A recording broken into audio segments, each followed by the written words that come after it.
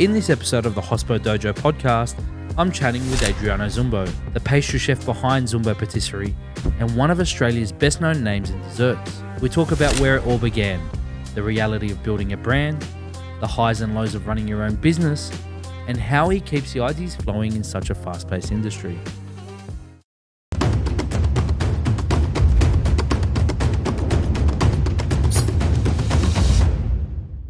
This episode is proudly brought to you by Food and Hospitality Week, a major event in Australia's hospitality calendar connecting 15,000 chefs, owners and industry professionals every year. Adriano, man, you're a master, bro. You are literally what we call in the Hospo Dojo a sensei. You're you like that, huh? I've to be honest, when we found out that you were speaking at this event and Rita was on, we were picking through the speakers. I was like, I just want to have 10, 15 minutes of Adriano's time just so I could pick his brain and see how he went on this amazing journey and where he's on to next. So that's what we're going to unpack today. Cool. And let's just get it started. So you were born in Coonamble. Where is that? Coonamble, 164 kilometres out of Dubbo. Okay. Yeah, so nice. Between Dubbo and Lightning Ridge. So Lightning Ridge is the open mining town, and kind of like the middle of nowhere in a sense, you know. And your family, Italian heritage? Yeah, migrated there in the 60s. My dad went out there first, you know, followed his brother. His brother came out to Australia. Mm-hmm. And then... were they in the mines or were they... Fruit and veg. Fruit and veg, yeah. My dad's brother was in fruit and veg. My dad originally worked at the hospital, mowing lawns and stuff, like when he first came out. And then saved up and I think, you know, borrowed a little bit of his brother's money and opened a corner store. Oh, beautiful. On the other side of town. So, and because a big river goes through the middle of Coonamble, Castlereagh River. And then, he went back to Italy, married my mum.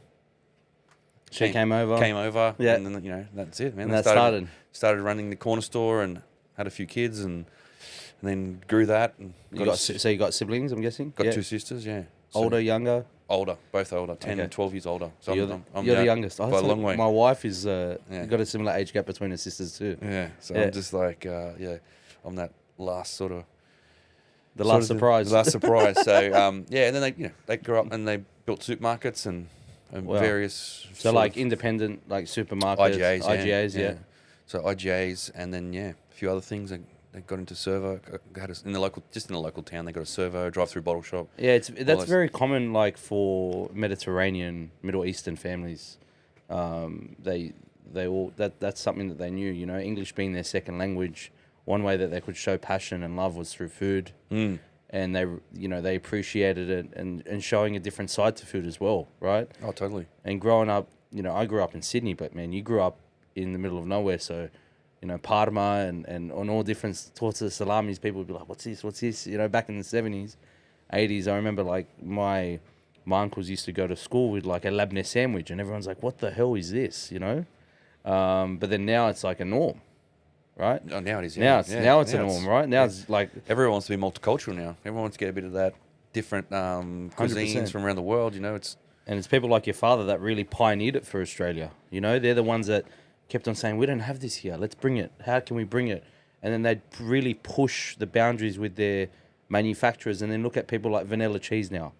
How amazing to be able to see burrata throughout menus all over Sydney that was just like a simple dish that we used to have at home, And it's just like, that's where you thank, our founding fathers of our culture back in Australia. And then how did you get into patisserie?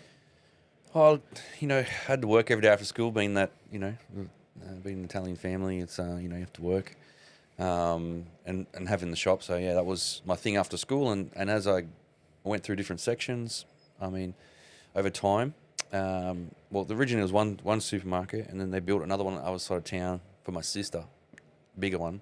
And they had an in-store bakery and butchery and stuff in it. So I started going working over there. And they had an in-store bakery, so I was just like, it was only par-baked stuff, nothing fancy.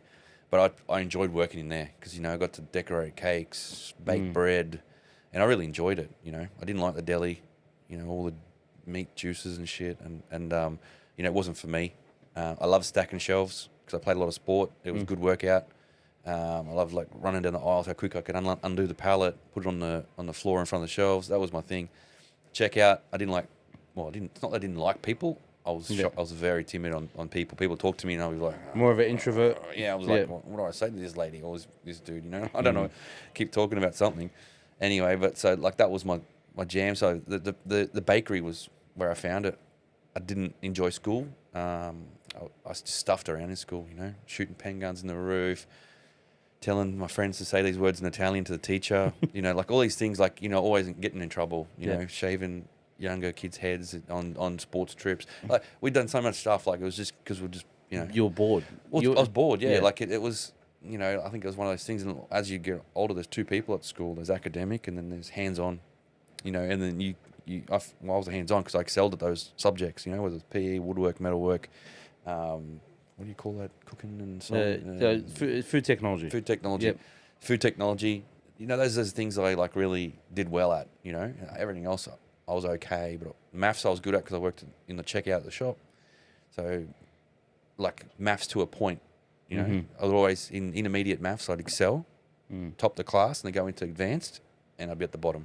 Wow. Because algebra and that, I couldn't get through my head. That's exactly like me. When I look at algebra, I'm so confused. The minute you put letters to numbers, it like, kills me, baffles me. I was done. I totally understand. And then I feel your pain. I was good at geography because I travelled a bit to obviously Italy and with my parents and stuff like that. And I played a game called When the World's Carmen Sandiego. Used to be on the school computers, and then you'd travel the world trying to find Carmen Sandiego to all these countries. Wow. So then I learnt about every capital city in every like country, and you know, so you're in geography, and so I really enjoyed it. That one, but that's about it. You know, so then went to Sydney for a school formal. A girl used to be in my class. She went to boarding school, and then I found a job while I was there. An apprentice, Dobinson's Cakes, Palmer Street, Darlinghurst. Perfect place to start. Right in the heart. Right in the heart of the, right on the edge of the cross. You know, back then that was a pretty wild area. Now it's cleaned up a lot now, a bit, but like it's back then it was crazy. You know, first place in Sydney, and here I'm working midnight to 8 in the morning. You know what I mean? At this, just in a little garage and you know the bakery's inside. It was just it was wild to kind of start. So yeah, I went back home, told my parents I got an apprenticeship. You know, can I leave? Well, I kind of said I'm gonna leave. I'm gonna leave. But you know, they wanted me to take over the family business, and I just said, oh look, you know, it's not for me. You know, I don't really. I want to go and do this. Anyway, they let me go, and only really reason because my older sister lived there, and they really, you know, she had her head screwed on in the sense she was, you know, good job, went to uni, so I was like, no, go and live with her, and you know, see what happens. Do it for a bit, and then come back. Yeah. You know? What's the worst that's gonna happen? Yeah. So I just never came back. Yeah. But yeah, it was great. You know. Just something different. That's amazing. Yeah, it was pretty wicked. And my sister drove me to work every morning. Like I was only 15, so yeah. And then I'd just catch the bus home. So that really started. That's where you really started your career.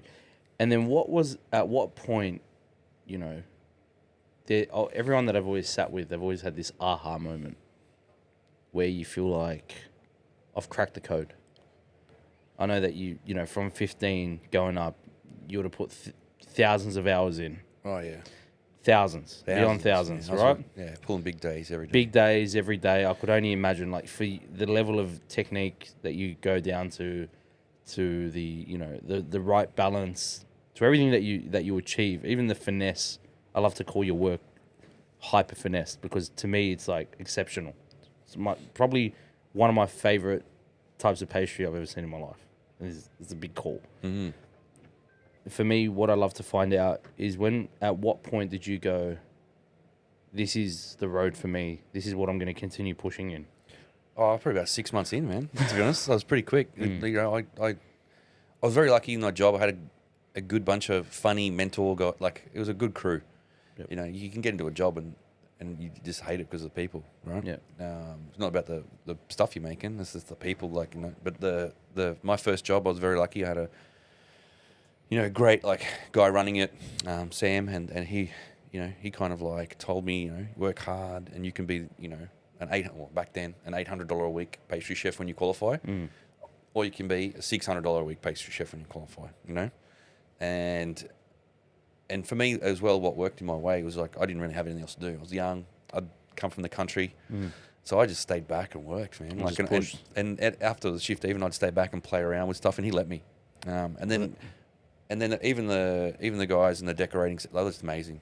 You know, took me under their arms, sort of thing, and showed me things and even about life. So I was very lucky to have that crew to start with, you know, because it kind of gave me a good guidance and a foundation. Really. And I said to myself, you know, I love this. This is awesome. That's amazing. You know, I raced my other apprentice every day on make icing cupcake. Like, it was just I loved it at the time, you know. It was a lot of work. Especially because you came from a sporting background, you would have found that challenge to continually chase, right? It was great, yeah. So, it was a good start, and I think that's a very important thing to anyone starting a career or in food, is finding that right atmosphere, kitchen mentors and people to work with, because it makes it a whole lot different. That's unreal. And, you know, you've become known for pushing your creative limits in desserts, right? What drives your imagination in the kitchen? Like, what is that? What's that lightning? That's that lightning strike. I think just to make things better. I don't know. For me, like now, it's like making better flavors, making things true to what you say you're going to make. Especially like, you eat a lot of products out there, and it's like this flavor, and you eat it, and it just tastes like sugar. You know, it's like doesn't taste anything like popcorn or whatever. You know what I mean? So for me, it's always about like trying to give that person that's going to eat it, whether it's a customer or a competition or a friend or, you know, or yourself even, that when you eat it, you go, yeah, I'm getting that. You know what I mean? So that's one thing. And then also I think just to be a little bit different. You know, I think you got to, your food is your personality. You know what I mean? So you kind of got to outlay that in whatever you do. It's very important that people, you know you for what you do. You know, not just, you make nice stuff, but it's same as, you know, same person over there. 100%. It's just, you know, everyone's doing the same shiny glaze and sticking a piece of chocolate on it. It's got to have more depth than that, you know, flavor, texture, ideation. Why did you do it? You know, I mean, it's a bit hard now, but back in the early days, in my shop, I named everything, and it had like a spark moment, right? Because you go like, why is it called that? People would come in and like, why is it called that? And I just said, it's up to you. What do you think about it? To me, it meant something.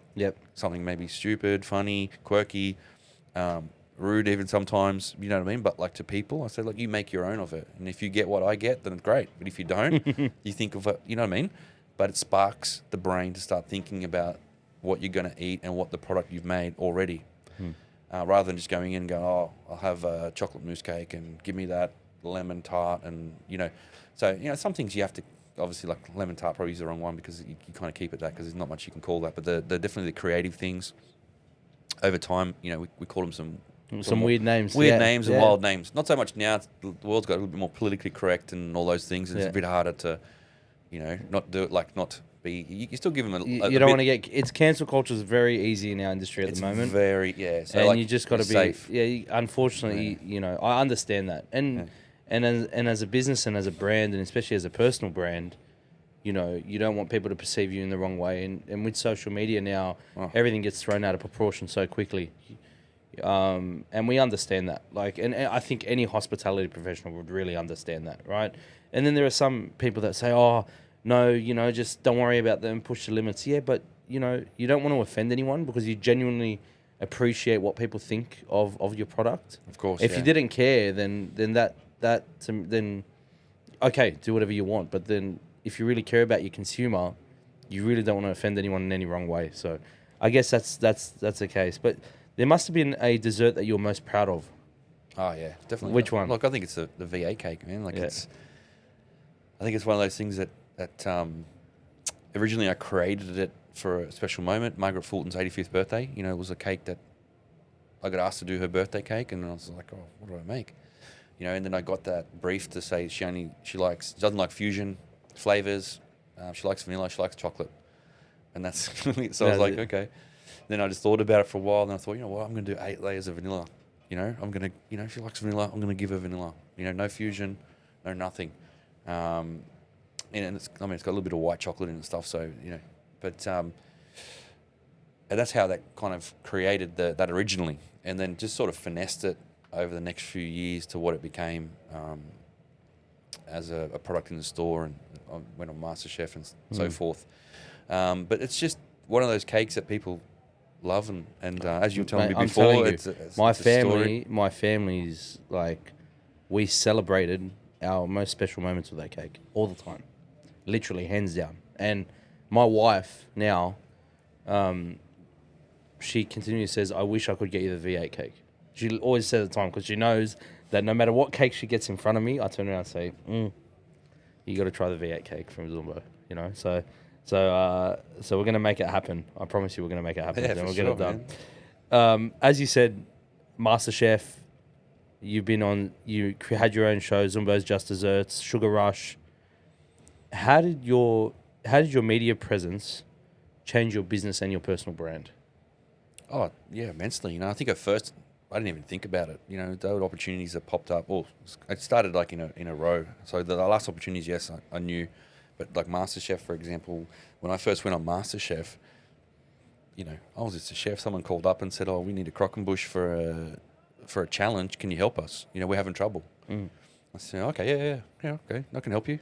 They said, "So can you make us a croquembouche, deliver it to the studio, give us the recipe and organise, tell us what we need and help organise all that stuff?" And I said, "Yeah, no problem." So I did that. And then the producer sort of said a couple of days, well, not a couple of days, I think it was about a week or 2 weeks before, "Bring your chef whites." You know, we playing with ideas. This is season 1, so they were still trying to get the traction. It hadn't really, people were watching, but it wasn't like hitting. Yeah, my whole family was watching. Yeah, definitely. like MasterChef season 1, like in the last quarter of it, it hit like hard. Yeah. That's when it started like smashing. But at the start, they were trying to get traction, so they're playing with the format. And so he said, "Yeah, bring them on." And he sent me out carrying the croquembouche, and that was it. And that was a crazy. I will never forget that croquembouche. It was like a massive bird's nest. The thing that crazy. That was amazing. That started it, and then gave me 3 more eps that season, or 2 more eps that season, and then it was the build up really to that, which became like a boom effect on the business at the time. You know, because that was the time food was booming. Yeah, food was around, but wasn't like in everybody's. How do I say? Wasn't in everybody's. It wasn't everyone's first front of mind. Yeah, that's the But word. then all of a sudden, people started investing. I call it investing in different food experiences, That's it. traveling, going the extra mile, Cooking themselves, Yeah. buying the I utensils. grew up in Western Sydney. We had a dozen cake shops around, but to be able to drive out to Balmain to go pick up a cake was like a special thing for my family growing up as a kid. Right? We're like gonna go here, or you know what? You can actually pick it up at the Star. Yeah, You know, or Mum used to love the macaroon towers. yeah. Right? So, like, when I mean literally, we used to travel far and wide. No, it's okay.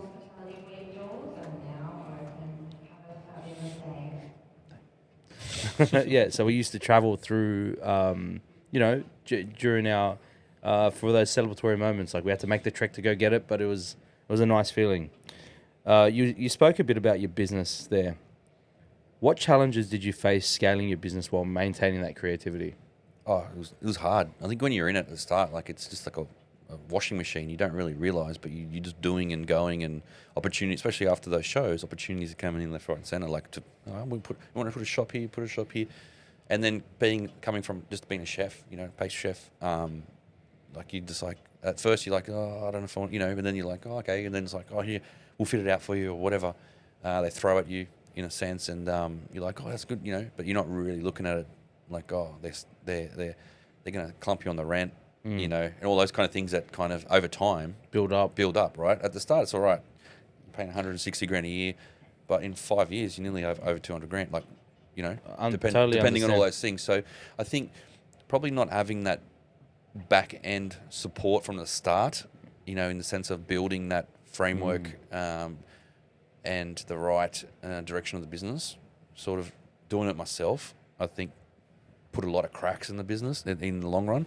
Don't get me wrong, we lasted 12 years. That's a long time for a high-end pastry business in Australia, but still Which is super hyper niche. super hyper niche. But still, we probably, you know, I think if maybe I don't know, you just don't know. But like, it's like maybe if I had that right, Yeah, I do you know what I mean? totally. And man, Maybe. to be honest, that's why I pivoted from what I used to do, where I used to be on the other end building those stores. Yeah, So you used to come to me, pay me to build your stores, design them, fit them out, go in and get it done, take your money, and then I'd hand you the key.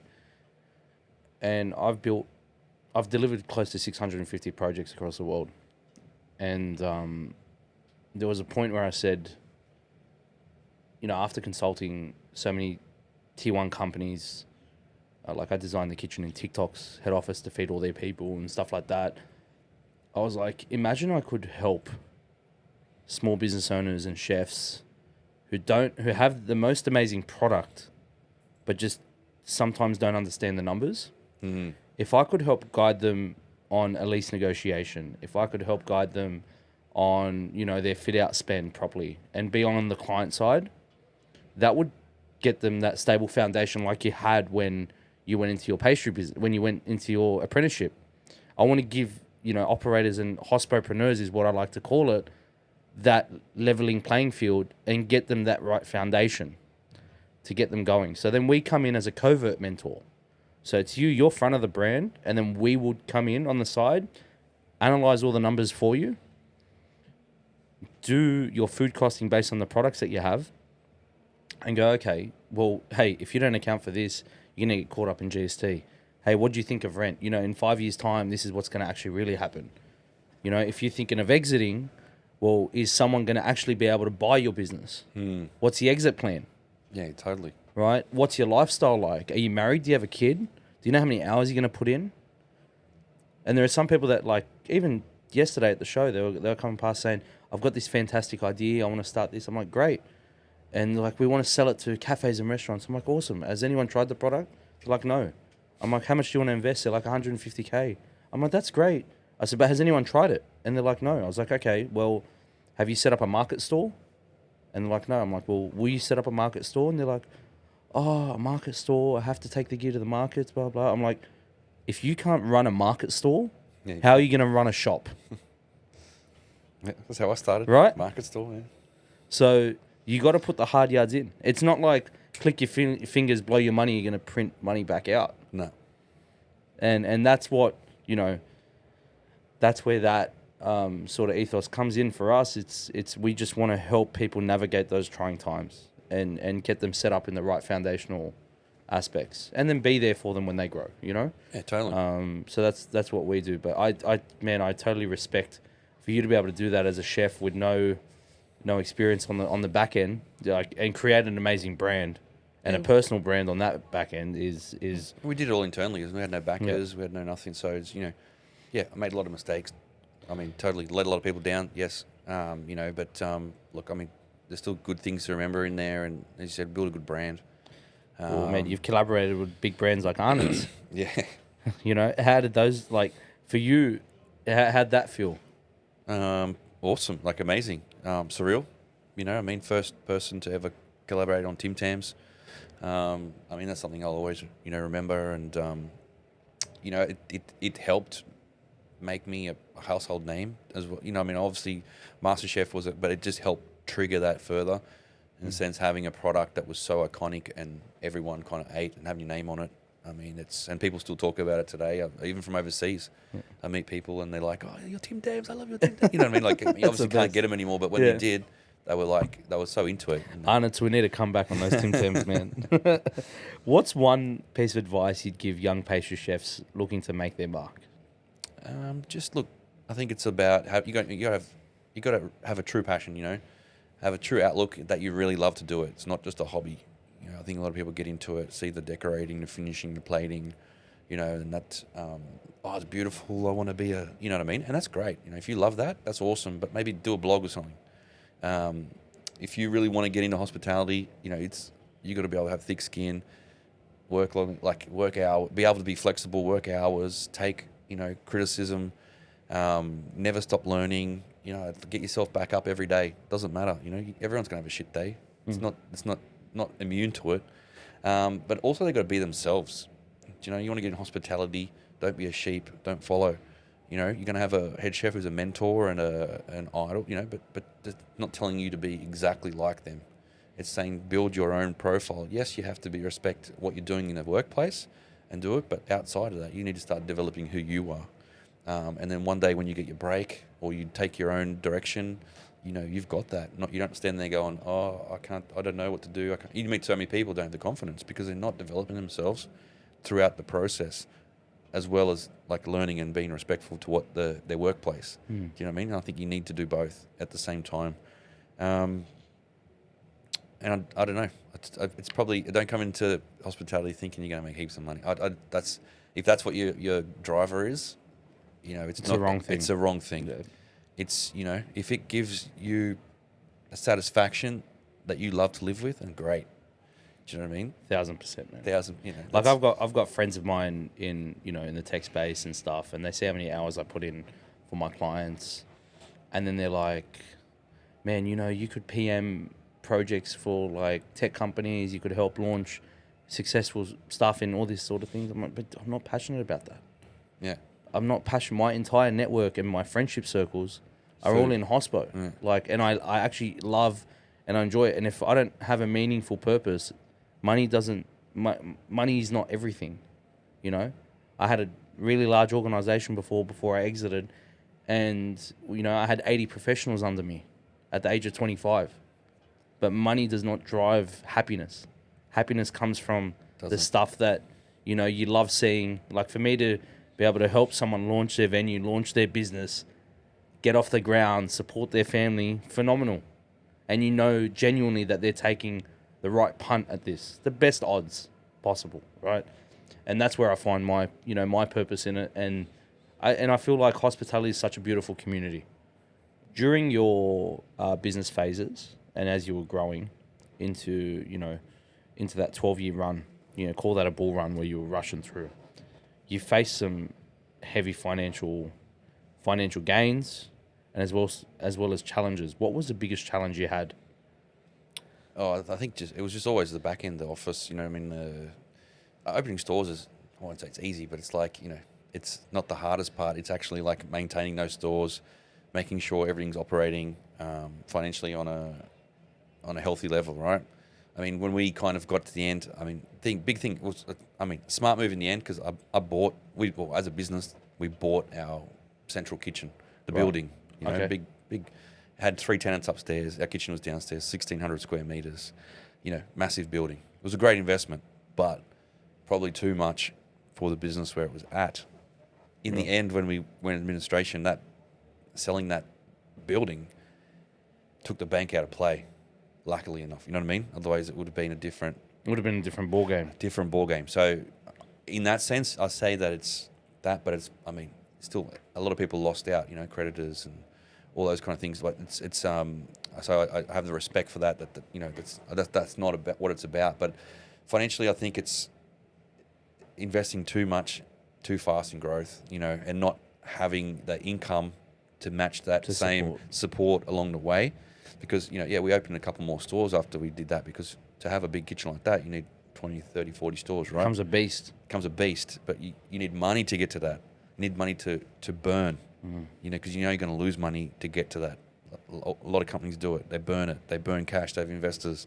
It just chugs money. And then eventually, if the product's right and the brand's right, you can flourish that back out the other end. But we didn't get there. And a couple of our stores were just, flops, put a sword through it all. And then when you're that tight on finance, it just collapses. Yeah, and it's tough. And it's tough too, especially, trying to maintain those relationships with all your creditors too, as well. And there are a lot of people that are probably going to listen to this that are, sort of in that potential phase of shit, like what am I going to do or what happens? What's the best way that you could recommend them to navigate that?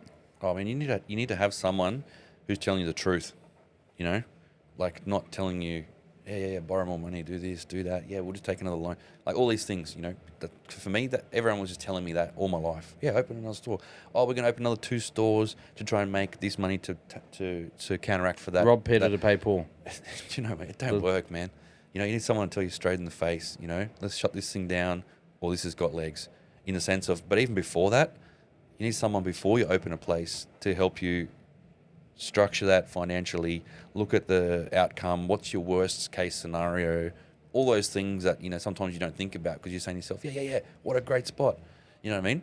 We've got great product. It's working over there. Don't mean success, man. Do you know what I mean? Like, it doesn't matter if you got a shop pumping in one suburb, because the other suburb's completely different. And depending on your spot, the people, like, for example, I opened a store in Chatswood in the train station, thousands of people, right, humming past, but they're not stopping. They're going to catch a train to get to work. They don't care about getting their daily cakes. Do you know what I mean? And that's something I learned. It's not always about people. Like the volume, vision. You need to get data.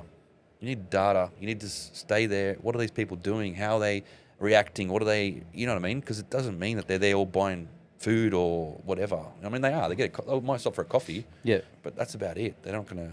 So it's you got to be able to capture the moment as well. Like if there is a lot of people, can you capture them, or can you not? Yeah. Can you actually service it? Yeah, right. that's right. You're 1,000% right. And for any of our clients that we host or that we help, I literally tell them, I want you to go sit and camp out this location, and don't count the foot traffic. Just look at the activity within the businesses around you. Right. Okay, if you're going to be able to save 80 grand of rent to go in a back street, are you going to become a destination? Yeah. Right? Are you going to become a destination? What does it take to become a destination? No one was going to Balmain. You made Balmain a spot. Balmain was known for pubs and drinking, not beautiful patisserie, in my opinion, in those years. So, capitalize on that. That it's a journey. You're going somewhere. It's a thing, and people will come, and then you then have that money to burn that you're not blowing on rent each week to invest in marketing, pump it up. Your OPEX runs down. Your actual operating expenses are dropped, right? And then your marketing expenses, they raise, but that's an investment. Well, your operating expenses is a liability. Yep. So horses for courses. If you were just trying to be a like a little espresso bar with ham and cheese toasties and a menu master oven that will spit it out in 15 seconds, great. You have a team of 4 and you pump out $9 combos, if that even makes sense these days anymore. But that's what people in Chatswood are probably chasing. They're jumping on a train, they can't miss it, they're in and out. The same thing under apartment buildings. I tell this to all my clients. If you think the people in the apartment building are going to come down for a coffee every single morning before they go to work, there's no way. No. They want to go to work, and while they're at work, that's when they want to leave and go get a coffee. Yeah. They want to have a break. Yeah, they want drop their stuff, throw it down, and go. Even where I live, I don't go up the road to get a coffee. I get to work, get to my office, and then I'll go get my coffee. So that's, I don't know, my opinion, that's where I see things are at, unless you're in a retirement village. Horses for courses again. Yeah. But it's one of the biggest, take from like developing places trying to get you into it. They'll say, "Oh, we've got 3,000 people in the building." Doesn't mean anything. They're not going to come. You're not 100%. And most of them won't, because it's downstairs. They want to go. Some will. Yeah. But yeah, you got to weigh all that up. 1,000%, my man. You're here at Food and Hospitality Week. We're in Melbourne. We're in a bus doing a podcast. We don't even feel like we're in an expo right now. What are you doing out here at Food and Hospitality Week? Just doing like some demos on the patisserie stage. So, just doing that. Got a fashion parade this afternoon with Straight to the Source. And I'm here. Amazing. I'm in the bus. Amazing. The Holspo Dojo. Well, you're an iconic guest for us. One, it's a core memory for me right now. I'm gonna hold this moment for life. So thank you so much. Thank you for providing my family something to share over celebratory moments for many years. And we look forward to, staying in touch. And every time you're in Sydney, you just got to call me, please, because we'll take you out for dinner and host you. Would love to. Thanks a lot. Thanks for having me. And it's been amazing talking to you. Amazing. Thank you so much. Awesome.